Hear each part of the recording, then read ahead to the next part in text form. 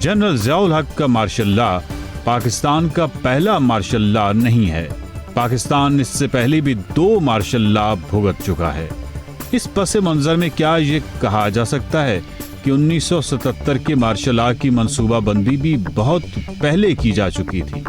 भुट्टो ने 3 शहरों में एक लिमिटेड मार्शल लॉ लगाया था, फिर फ़ौज को लॉ एंड ऑर्डर के लिए बुलाना शुरू कर दिया था, तो उससे फ़ौज को ये पता लग जाता है कि हुकूमत कितनी अनपॉपुलर है, और जब हालात बिगड़ते ज़्यादा रहे हैं तो उस वक्त फिर ये थिंकिंग पैदा होती है। ये मार्शल लॉ की प्लानिंग तो 1960 के बाद अमेरिका के तहत बनाए हुए ऑर्डर्स रखे हुए होते हैं लिफाफों में बंद,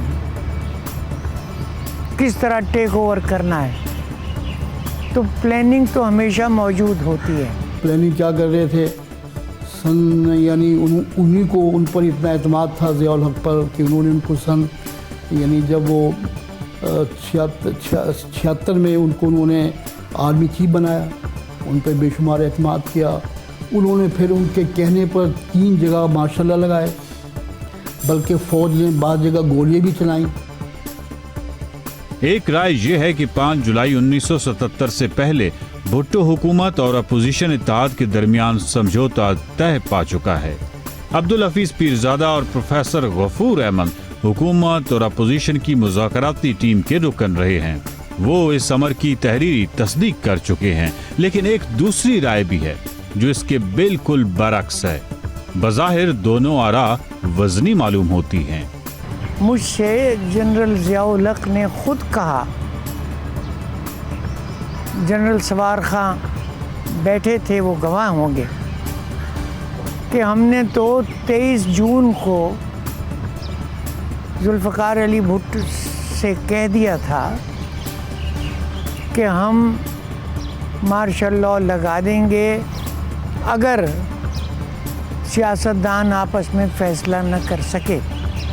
सियासतदानों में उन्होंने एयर मार्शल असगर खां को रखा हुआ था जो वो फैसला न होने दे। नवाबजादा नसरुल्लाह खान साहब की ये राय थी और ये कोशिश थी कि सियासी मुफाहमत हो जाए, मगर वो प्रेस कॉन्फ्रेंस में खुलकर ये बात नहीं कह सके, और जिसकी वजह से फिर खुद मुझे बताया जनरल ज़ियाउल हक साहब ने इंटरव्यू में कि हमने नवाबजादा नसरुल्लाह खान की जो प्रेस कॉन्फ्रेंस हुई थी उसकी हमने जब रिकॉर्डिंग मंगा के उसको सुना, तो फिर हमने फैसला किया कि अब हमें यकीनी तौर पर मार्शल लॉ लगा देना चाहिए।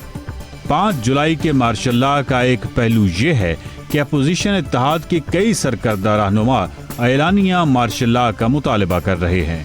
इन रहनुमाओं पर फौज से खुफिया राब्तों का इल्ज़ाम भी आयद किया जाता रहा है। कौन है ये रहनुमा, क्यों ये रहनुमा मार्शल लॉ लगवाना चाहते हैं?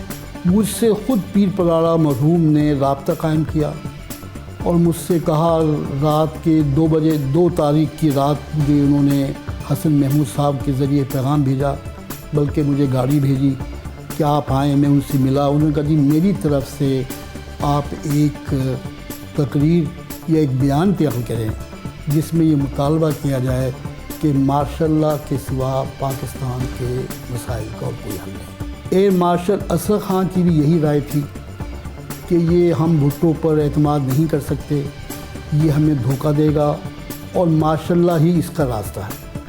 मुझे याद है कि उस ज़माने में मुझे बेगम वली खां भी मिली, वो भी इसी ख्याल की हामी थी कि हम भुट्टो पर एतमाद नहीं कर सकते और मार्शल लॉ ही लगना चाहिए।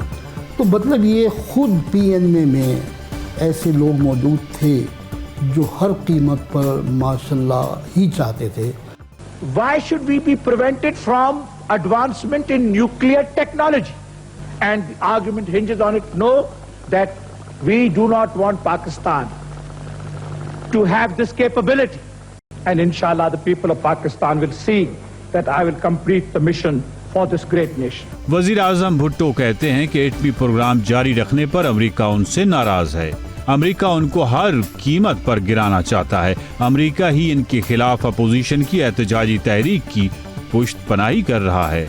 اس بات میں کس حد تک صداقت ہے کہ بھٹو حکومت کے خلاف اپوزیشن اتحاد کی تحریک کو امریکہ کی آشیرواد حاصل تھی؟ دیکھیے جو CIA کا نمبر 2 تھا وہ خفیہ طور سے ضیاء الحق سے کانٹیکٹ میں تھا اور ایمبیسڈر کو پتہ نہیں تھا۔ CIA کا نمبر 2 ہر جمعرات کو ضیاء الحق سے خفیہ ملاقات کرتا تھا۔ تو یہ لمبی چوڑی سازش تھی۔